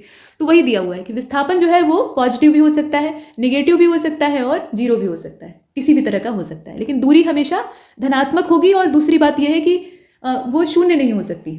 दूरी अगर है तो वो रहेगी, उसमें मात्रा 0 नहीं हो सकती। यहाँ आप एक नीचे ग्राफ देख रहे हैं, इसमें डिस्टेंस और डिस्प्लेसमेंट दोनों को दर्शाया गया है। वही जैसा आपको अभी यहाँ पे मार्कर से ड्रॉ करके दिखाया गया था, उसी ढंग का चित्र है। डिस्प्लेसमेंट को आप देख रहे हैं, वो दो बिंदुओं के बीच की न्यूनतम दूरी है। यहाँ से यहाँ तक का सफ़र तय किया गया है, तो ये डिस्प्लेसमेंट है और ये सबसे छोटा रास्ता है। और एक लंबा रूट तय करके आप उसी जगह पे पहुँच रहे हैं घूमते टहलते, या मान लीजिए इसी रूट को तय करके आप पहुँच रहे हैं, लेकिन ये जो यहाँ पे नापने की पद्धति है, ये दूरी है और दूरी हमेशा धनात्मक होगी और उसमें दिशा का ज्ञान होना आवश्यक नहीं। अब इसके बाद चलते हैं आगे। अब दूरी को हमने देख लिया है, तो अब यहाँ चाल को देख लेते हैं, यानी स्पीड की बात कर लेते हैं। तो कोई वस्तु इकाई समय में जितनी दूरी तय करती है उसे उसकी चाल कहा जाता है, सीधी परिभाषा है। और चाल भी एक अदिश राशि है, इसका एसआई मात्रक मीटर प्रति सेकंड होता है। तो चाल और वेग दोनों का मात्रक ठीक वैसे ही समान होता है जैसे कि दूरी और विस्थापन का था। मात्रक में फर्क नहीं आएगा, लेकिन उनकी प्रवृत्तियों में अंतर आएगा। अब यहाँ आप देखें कि चाल जो है वो दो प्रकार की होती है मूल रूप से, एक तो एक समान चाल है और दूसरी असमान चाल है। अब ये दोनों मुख्य प्रकार हैं। इसके अलावा औसत चाल, ये औसत जब निकालते हैं तो उसके तौर पे हम देखते हैं, तो इसको भी यहाँ वर्गीकरण में डाल दिया गया है। कोई बात नहीं, आप तीनों परिभाषाओं को देखिए। अब इसमें पहली परिभाषा यानी एक समान चाल, जब कोई कण समान समय में या समान समय अंतराल में समान दूरी तय करता है तो उसकी जो चाल होती है उसको एक समान चाल कहा जाता है। और एक समान गति में हर समय ताक्षणिक वेग का मान वही होता है, मतलब हर समय का तात्पर्य है ताक्षणिक, यानी उस समय की बात हो रही है। तो वेग का मान वही होता है जो कि औसत वेग का होता है, दोनों में कोई अंतर नहीं होता। और नॉन यूनिफॉर्म स्पीड जो है उसकी बात करें तो जब कोई कण समान समय अंतराल में असमान दूरी तय करता है तो इस चाल की असमानता या जो परिवर्तनशीलता है, इसी के आधार पर इसको असमान चाल या परिवर्ती चाल कहा जाता है, जो कि हमेशा परिवर्तित हो रही है। औसत चाल यानी एवरेज स्पीड क्या है, इसका जो ये सूत्र है वो भी यहाँ पर दिया हुआ है। दिए गए समय अंतराल में तय की गई कुल दूरी कुल समय के अनुपात के साथ अगर मतलब कुल दूरी का कुल समय के साथ अनुपात अगर निकाल दिया जाए तो हमें प्राप्त होती है औसत चाल। औसत चाल की जो यहाँ पे डिफिनीशन है उसे हमने देखा और उसे सूत्र से आप बेहतर समझ सकते हैं। तय की गई कुल दूरी यानी डेल्टा एस और लिया गया कुल समय या तय करने में लगा हुआ कुल समय डेल्टा टी, और दोनों का आपस में हम डिवीज़न कर देते हैं तो हमें वी ए बी, ये ए वी मतलब एवरेज, तो एवरेज जो स्पीड है वो हमें प्राप्त हो जाती है। वेलोसिटी क्या है, तो वेलोसिटी यानी वेग, ये किसी भी वस्तु पर इकाई समय में, मतलब कोई भी वस्तु है वो इकाई समय में किसी निश्चित दिशा में जितनी दूरी तय करती है, यानी जितनी अधिक विस्थापित होती है उसी हिसाब से उसका वेग तय होता है। मतलब जितनी विस्थापित होती है उसे उस वस्तु का वेग कहा जाता है। और वेग एक सदिश राशि है, एसआई मात्रक इसका वही है जो कि दूरी जो कि चाल का था यानी स्पीड का था। वेग धनात्मक, ऋणात्मक और शून्य हो सकता है, लेकिन चाल जो है वो धनात्मक धनात्मक होगी, लेकिन शून्य तभी होगी जब कोई चीज़ चलायमान न हो, और ऋणात्मक ये नहीं हो सकती है। ज़्यादातर जो सदिश राशियाँ होती हैं उन्हीं में नेगेटिव पॉजिटिव की चीज़ें पाई जाती हैं। जो अदिश राशि है जिनमें दिशा ही नहीं है उसमें प्लस माइनस लगाने का कोई औचित्य नहीं। अब चाल और वेग दोनों को यहाँ पर लिख लेते हैं। तो किसी वस्तु की चाल उसके द्वारा प्रति इकाई समय में चली गई दूरी है, अतः चाल बराबर चली गई दूरी बटे समय। चाल और वेग में सबसे बड़ा अंतर केवल दिशा और परिमाण, और सिर्फ परिमाण वाली आवश्यकता है उसी के आधार पर तय किया जाता है। चाल में केवल परिमाण होता है, उसमें कोई विशिष्ट दिशा नहीं होती है। वेग में परिमाण के साथ साथ दिशा होना आवश्यक है, इसलिए वेग एक सदिश राशि है और चाल एक अदिश राशि है, यही सबसे बड़ा अंतर है। त्वरण को देख लेते हैं। जब वेग को देखा तो त्वरण को देखने की आवश्यकता है। त्वरण यानी एक्सीलरेशन इंग्लिश में, और ये किसी वस्तु के वेग परिवर्तन की दर के तौर पर नापा जाता है। किसी वस्तु के वेग में जो परिवर्तन हो रहा है उसी को हम कहते हैं त्वरण। तो वेग परिवर्तन की दर बटे समय अंतराल, दो निश्चित समयों के बीच में यानी समय अंतरालों के बीच में जो वेग में परिवर्तन आता है उसी के आधार पे हम पता करते हैं कि इस वस्तु में कितना त्वरण उत्पन्न हुआ। और वेग परिवर्तन की दिशा में ही इसकी भी दिशा होती है। जिस दिशा में वेग का परिवर्तन हो रहा है उसी दिशा में त्वरण को भी हम चिन्हित करेंगे। इसका मात्रक मीटर प्रति सेकंड है, और चूंकि इसमें दिशा की बात कही गई तो इसलिए ये एक सदिश राशि। त्वरण भी क्या है, सदिश राशि है। वेग जैसे सदिश राशि है वैसे ही त्वरण भी आपकी सदिश राशि है। वेग परिवर्तन बटे समय अंतराल, और वेग परिवर्तन को यहाँ डेल्टा वी से व्यक्त किया गया और समय अंतराल को हमने डेल्टा टी से व्यक्त किया। डेल्टा वी का मतलब यहाँ पे v2 माइनस v1 आप कह सकते हैं, मतलब पहला वेग और दूसरा वेग, पहला वेग और प्रारंभिक वेग ऐसे आप, या अंतिम वेग और प्रारंभिक वेग ऐसे भी लिख सकते हैं।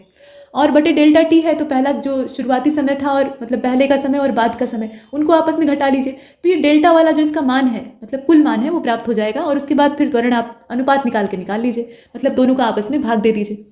एक विमीय गति के जो समीकरण है उनको देख लेते हैं। तो गति के वही 3 समीकरण हैं जिन्हें कि आप छोटी कक्षाओं में पढ़ते आते हैं।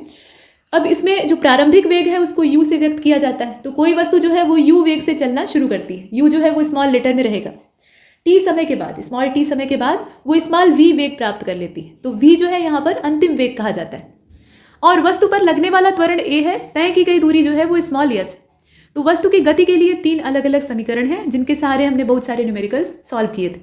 अब यहाँ पर आप देखें v बराबर u प्लस at, ये पहला गति का समीकरण है। इसमें आप सभी जितने भी क्वांटिटीज दी हुई हैं उनका मतलब जानते हैं। v जो है वो अंतिम वेग है, u आपका प्रारंभिक वेग है, a आपका एक्सेलरेशन यानी त्वरण है और t आपका समय है। इसके बाद आप यहाँ देखिए दूसरे वाले को, तो यस बराबर या S is equal to U T यानी U into T plus half A T square या 1/2 ए टी स्क्वायर। इसमें भी सारी चीज़ों से आप परिचित हैं। यस जो है वो क्या है, वस्तु के द्वारा तय की गई दूरी है। ठीक है, यस से हम दूरी को व्यक्त कर रहे हैं, बाकी यू टी ए टी इन सब का मतलब आपको पता है। वी स्क्वायर बराबर यू स्क्वायर प्लस 2as। अब यहाँ पर अंतिम वेग, प्रारंभिक वेग और फिर त्वरण और दूरी का यहाँ पे गुणनफल किया गया है। अब इसमें आपको कैलकुलेट अगर करने के लिए आता है, छोटे मोटे सवाल भी कभी कभी क्या होता है कि ऑब्जेक्टिव टाइप क्वेश्चन में दे दिए जाते हैं। हालांकि अब ये ट्रेंड कम हो गया है लेकिन दिया भी जा सकता है। तो इसमें मान लीजिए कि आपसे ए का मान पूछ रहा है, बाकी सब दे दिया है, तो बाकी चीज़ों को इधर भेज दीजिए। मतलब जो इसमें लेफ्ट हैंड साइड वाला पोर्शन है उधर ट्रांसफर कर दीजिए, और जिसे आपको ज्ञात करना है उसको एक साइड चाहे आप राइट में छोड़ दीजिए या लेफ्ट में छोड़ दीजिए, और बाकी चीज़ों का अपना न्यूमेरिकल वैल्यू वहाँ रख दीजिए, कैलकुलेट कर दीजिए, और जिस चीज़ को आपको कैलकुलेट करना है उसका मात्रक लास्ट में लगा दीजिए, वही आपका आंसर हो जाएगा। तो इसी आधार पे कैलकुलेट किया जाता है। अब आगे बढ़ते हैं। यहाँ आप देखें कि 90वें सेकंड में तय की गई दूरी, यन यहाँ पर एक क्वांटिटी मान ली गई है, कोई निश्चित संख्या न मानकर यन कह दिया गया।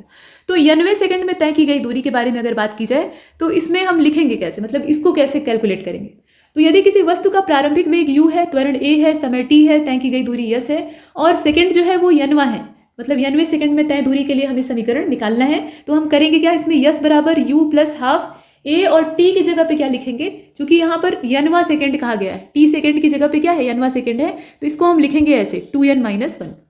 इस तरीके से कैलकुलेट करेंगे। तो ये सवाल को हल करने के लिए यहाँ एक अलग ढंग से सूत्र को दर्शाया गया है। ये नया सूत्र नहीं है, वही पुराना दूसरा वाला गति का समीकरण है, लेकिन यहाँ पर हम 90वें सेकंड को कैलकुलेट कर सकते हैं इस फार्मूले की सहायता से। अब यहाँ पर मोशन अंडर ग्रेविटी यानी गुरुत्व के अधीन जो गति होती है उसको देख लेते हैं। तो यदि किसी वस्तु को ऊपर की ओर फेंका जाता है, ऊपर की ओर ऐसे हम उछाल देते हैं, तो पृथ्वी की जो गुरुत्व शक्ति है वो उस पर काम करती है और वो सीधा नीचे आती है। अब ये गुरुत्वीय क्षेत्र के अंतर्गत गति करती है, और इस प्रकार की जो गति है इसी को गुरुत्वाधीन गति कहा जाता है। जब तक वो हमारे हाथ में थी तब तक तो उसको फेंकना ये हमारे प्रक्षेपण बल के ऊपर निर्भर कर रहा था, मतलब जितना बल लगाकर हम उसे ऊपर की ओर उछालें। लेकिन उसके नीचे आने की जो प्रक्रिया है उसमें पूरी तरह से अर्थ की ग्रेविटी ही काम कर रही है, वही उसे अपनी ओर खींच रही। तो जो गुरुत्व के अधीन गति होती है उसको कैलकुलेट करने के लिए हम करते क्या है, जब गुरुत्व की अधीन गति हो रही है उसमें हमारा कोई रोल नहीं है, तो यहाँ जो त्वरण इस्तेमाल किया जाएगा वो भी सामान्य त्वरण नहीं होगा बल्कि गुरुत्वीय त्वरण होगा। पृथ्वी का गुरुत्वीय त्वरण, या जिस सतह पर आप मौजूद हैं, मान लीजिए चंद्रमा पर आप यही काम कर रहे हैं, तो वहाँ के लिए चंद्रमा का गुरुत्वीय त्वरण आप यूज़ करेंगे। तो स्मॉल g का इस्तेमाल करते हैं यानी ग्रेविटेशनल एक्सीलरेशन, और तब जो सूत्र हैं गति के वो कुछ इस हिसाब से बन जाते हैं। यहाँ आप देखें सूत्रों का थोड़ा सा यहाँ हुलिया चेंज हो गया है। कैसे, तो v बराबर u माइनस जी टी, यहाँ देखें सिंबल भी चेंज हो गया है।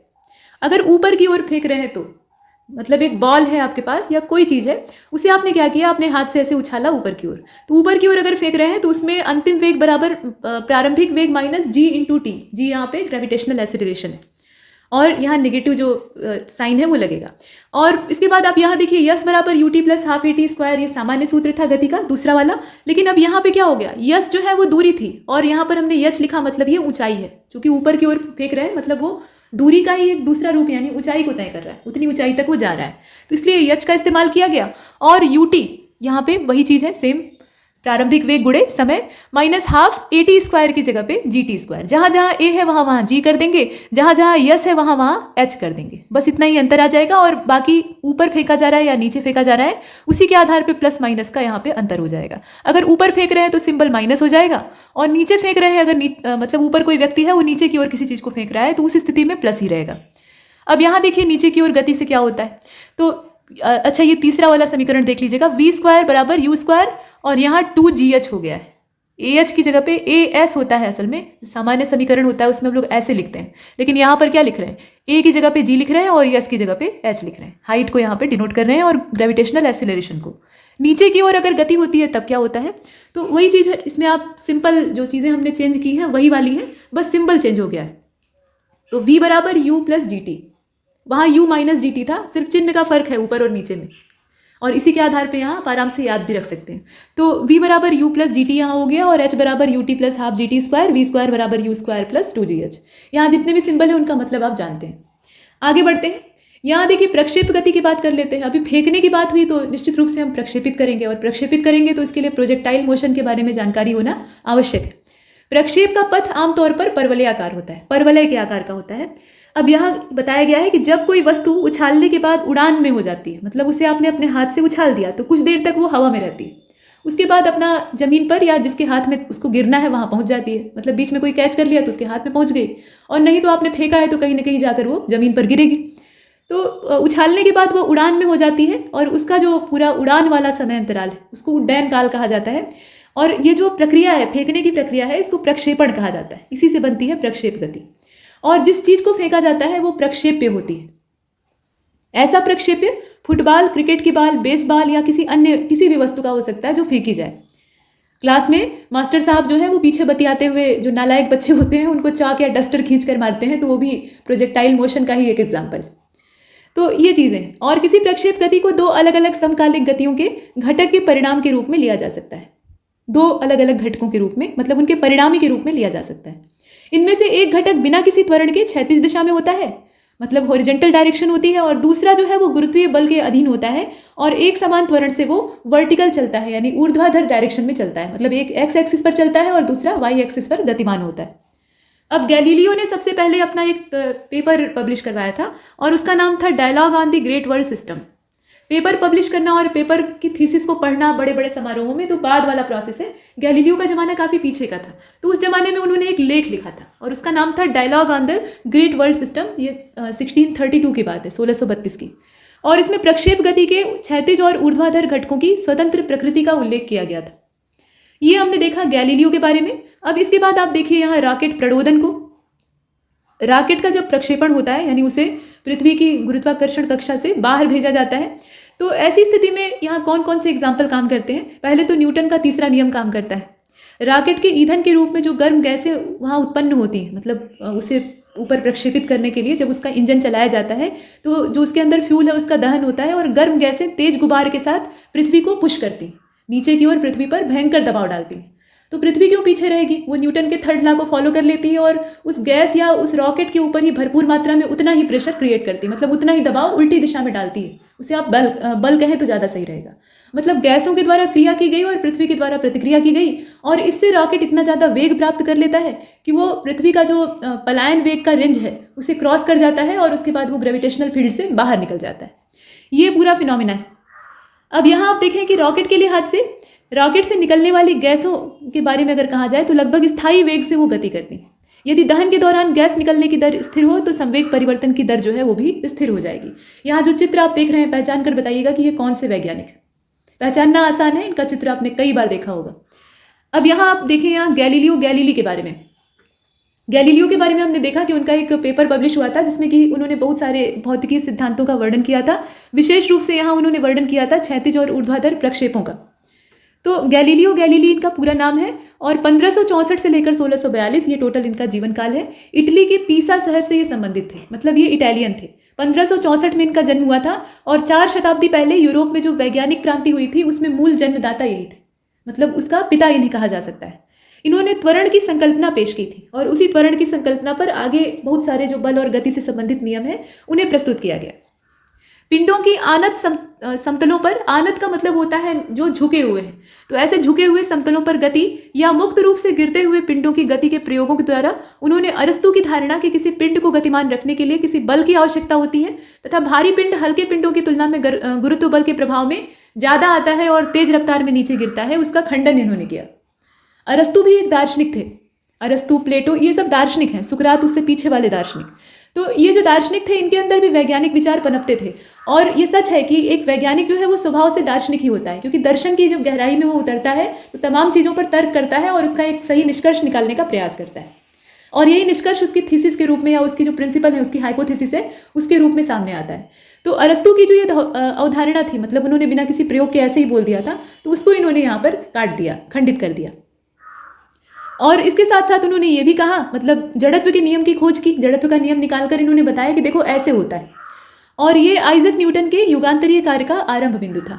मतलब आइजैक न्यूटन ने क्या किया था, उन्होंने गैलीलियो की ही जो डिस्कवरी थी, उनके जो इन्वेंशंस थे, उन्हीं को आधार बनाया था और उसी के आधार पर अपनी व्याख्या को प्रस्तुत किया था। तो ऐसा सोचना कि न्यूटन ने एकदम से मौलिक अवधारणा कहीं से ले आकर पेश कर दी, मतलब आसमान में कुछ जानकारी उनको मिली थी जो कि उन्होंने धरती पर ले आकर उड़ेल दी, ऐसा नहीं है। वो गैलीलियो से प्रेरित थे और कुछ मामलों में वो, और ज़्यादातर मामलों में वो गैलीलियो को कॉपी करते थे। अब यहाँ देखिए कि गैलीलियो के खगोलीय क्षेत्र में आविष्कार भी उतने ही ज़्यादा क्रांतिकारी थे जितने कि सामान्य भौतिकी में। 1609 में उन्होंने अपना एक दूरदर्शी बनाया जिसकी खोज पहले हॉलैंड में हुई थी और इन्होंने स्वयं उसे बनाया था और इसका उपयोग इन्होंने कई सारे चौंकाने वाले प्रेक्षणों में किया था। मतलब सिर्फ बना लेना ही काफ़ी नहीं, उसके साथ इन्होंने बहुत अनोखे अनोखे प्रयोग किए थे। जैसे कि चंद्रमा के पृष्ठ पर पर्वत और गर्त पाए जाते हैं। ये गैलीलियो ने बिना किसी अंतरिक्ष यान के या चंद्रयान मिशन जैसा कोई मिशन लगाए हुए ऐसे ही बैठे बैठे बता दिया था, सिर्फ अपने खगोलीय यंत्र के द्वारा, जो कि दूरदर्शी था उनका। उन्होंने कहा कि चंद्रमा के पृष्ठ पर पर्वत और गड्ढे पाए जाते हैं, सूर्य पर काले धब्बे मौजूद हैं। आप सोच सकते हैं कि कितना विकसित मस्तिष्क रहा होगा। और बृहस्पति के उपग्रह हैं, बृहस्पति के पास ढेर सारे उपग्रह हैं, शुक्र की कलाएं हैं। अब ये सब जो है इनके लिए चौंकाने वाले प्रेक्षण और जो बातें हैं वो ये बताया करते थे। आधी बातों पर लोग विश्वास करते थे और आधी बातों पर लोग विश्वास नहीं करते थे। जो वैज्ञानिक होते हैं उन्हें लोग पगलेट कहते हैं, तो उसके पीछे रीज़न क्या है? वो उनकी दार्शनिकता को समझ नहीं पाते। उनके बौद्धिक स्तर से बाकी जो सामान्य मनुष्य है उनका स्तर बहुत नीचे होता है और इसी वजह से उन्हें समझने में लोग भूल करते हैं। अब यहाँ देखिए आप आगे, सुकरात की दार्शनिकता और उनकी वैज्ञानिक बुद्धि को तत्कालीन जो राजशाही थी वो समझ नहीं पाई, तो उन्हें जहर दे दिया गया। इसके पीछे क्या रीज़न है? सुकरात जो थे वो क्या किसी को भड़काने वाले दंगाई या बेवकूफ़ थे? नहीं, वो बहुत पहुँचे हुए दार्शनिक थे। वो ऐसी गूढ़ बातें कहते थे जो कि आम आदमी की समझ से बहुत बाहर थी, तो लोग उन्हें नास्तिक और भ्रष्ट आदमी मानने लगे। अब यहाँ आप देखें कि अपने वैज्ञानिक तर्क की अति उत्तम रचना उन्होंने dialogue on the two chief world system नाम की जो बुक है उसमें की है। और ये जो बुक है dialogue on the two chief world system, इसमें गैलीलियो ने कॉपरनिकस के द्वारा जो सौर परिवार की हेलियोसेंट्रिक हाइपोथेसिस थी, जिसे कि सूर्य केंद्रीय सिद्धांत या सूर्य केंद्रीय अवधारणा कहा जाता है, उसका समर्थन किया था। दो तरह के सिद्धांत शुरुआती हैं जो कि पृथ्वी की उत्पत्ति और ब्रह्मांड की उत्पत्ति के बारे में बताते हैं। बाद में बिग बैंग थ्योरी आती है, तो बहुत बाद की बात है। शुरुआत में पहले जो अर्थ को केंद्र में मानकर अवधारणा दी गई थी, मतलब ये अर्थ सेंट्रिक अवधारणा कही जाती है या पृथ्वी केंद्रीय भू केंद्रीय अवधारणा के तौर पे जियोसेंट्रिक हाइपोथेसिस भी इसको कहते हैं, कई नाम इसके हैं। तो इसमें ये माना गया कि पूरे अंतरिक्ष परिवार का या सौर परिवार का जो केंद्र है वो पृथ्वी है और बाकी जितने भी प्लैनेट हैं वो सब इसके चारों ओर रिवॉल्व करते हैं, इसी की ग्रेविटी सबको बांधे हुए है। लेकिन बाद में जो हाइपोथेसिस आती है कॉपरनिकस की, उसमें कहा गया कि नहीं नहीं, पृथ्वी से बड़े बड़े यहाँ पर जब सेलेस्टियल बॉडीज मौजूद हैं तो ऐसा कैसे संभव है कि अर्थ के ग्रेविटेशनल फोर्स में सब फंसे रहें। ये सूर्य है जो कि वास्तव में एक स्टार है और उसी के ग्रेविटी में फंसकर उसके चारों ओर जितनी भी सेलेस्टियल बॉडीज चक्कर लगाती रहती हैं उनसे बनता है सोलर सिस्टम। तो ये हेलियोसेंट्रिक हाइपोथेसिस थी जो कि सत्य है। अब इसमें भी बहुत सारी त्रुटियां थी, लेकिन एक मोटी हाइपोथेसिस तो कॉपरनिकस ने दे ही दी थी और गैलीलियो ने इसको समर्थन भी दिया था। गैलीलियो के साथ ही वैज्ञानिक जांच यानी खोजबीन की विधि में एक नया मोड़ आता है और अब विज्ञान मात्र प्रकृति का प्रेक्षण या उन प्रेक्षणों के आधार पर तार्किक अनुमान ही नहीं था, बल्कि नई नई प्रयोग युक्तियां लगाने का सिद्धांत बन गया था। मतलब अभी तक क्या था कि दार्शनिकों के हाथ में विज्ञान की बागडोर थी और ये दार्शनिक करते क्या थे? अरस्तु, प्लेटो और सुकरात जैसे दार्शनिक, और उसके बाद भी कॉपरनिकस भी दार्शनिक ही थे। असल में शुरुआती दौर में वो दार्शनिक थे, बाद में वैज्ञानिक प्रयोग करते हैं। तो इन सब के हाथ में थी, ये सिर्फ हाइपोथेसिस देते थे, कल्पना करते थे कि अच्छा ऐसा हो सकता है। लोग मान लेते थे कि ठीक है ऐसा ही हो सकता है। कुछ दिन बाद कोई और आता था तो कहता था कि नहीं नहीं वो झूठ बोल कर गए हैं, नहीं ऐसा नहीं ऐसे होगा, तो उसको भी लोग मान लेते थे। लेकिन अभी गैलीलियो के ज़माने में कुछ यंत्र ईजाद हो गए थे, कुछ तो इन्होंने खुद से ही बना लिए थे। तो ऐसे में जब तक ये प्रयोग नहीं कर लेते थे उस पर, तब तक ये मानते नहीं थे कि ये चीज़ सत्य है। तो प्रयोग करके उससे तर्क अपना पुष्ट करने की जो कला है वो यहाँ से डेवलप होनी शुरू हो जाती है। और इसके साथ साथ बहुत सारे सिद्धांतों को प्रतिपादित किया जाता है और जो पुराने सिद्धांत हैं उसमें से जो काम के नहीं उनको तिरस्कृत कर दिया जाता है यानी रिजेक्ट कर दिया जाता है। विज्ञान का अर्थ भौतिक राशियों की माप और उनके बीच के गणितीय संबंधों की खोज बन गया और उनकी जो विलक्षण योग्यता है उसी के कारण गैलीलियो को आधुनिक विज्ञान का पिता माना जाता है। और उन्हीं के उत्तराधिकारी बनते हैं आइजैक न्यूटन, जो कि उन्हीं के सिद्धांतों को, उन्हीं के प्रयोगों को आगे ले जाते हैं, उस पर अपना लेबल चिपकाकर। इन वैज्ञानिकों का यही दोष होता था, ये अपने पूर्ववर्ती वैज्ञानिकों को कॉपी करते थे, लेकिन उनके नाम को अपने साथ जोड़ना, ये अपनी बेइज्जती महसूस करते थे, उसमें अपना टैग लगा देते थे। तो ये, और पिछले वाले जो साइंटिस्ट होते थे उनके सिद्धांतों को नकार देते थे। तो आइजैक न्यूटन को हम लोग देखेंगे अगले लेक्चर में। इसमें हमने गैलीलियो गैलीली के बारे में चर्चा की है और ये पाया कि अब विज्ञान जो था वो तर्क और प्रयोग दोनों का मिला जुला स्वरूप बन गया था, और उससे पहले का जो पीछे की पीढ़ी है उसमें लोग सिर्फ तर्कों में ही विश्वास कर लेते थे, कल्पनाएं कर लेते थे और उसमें बिलीव कर लेते थे। तो विज्ञान वास्तव में परखे बिना सिद्ध नहीं होता है, ये यहाँ से मालूम होता है। इसमें इतना ही, तब तक के लिए नमस्कार।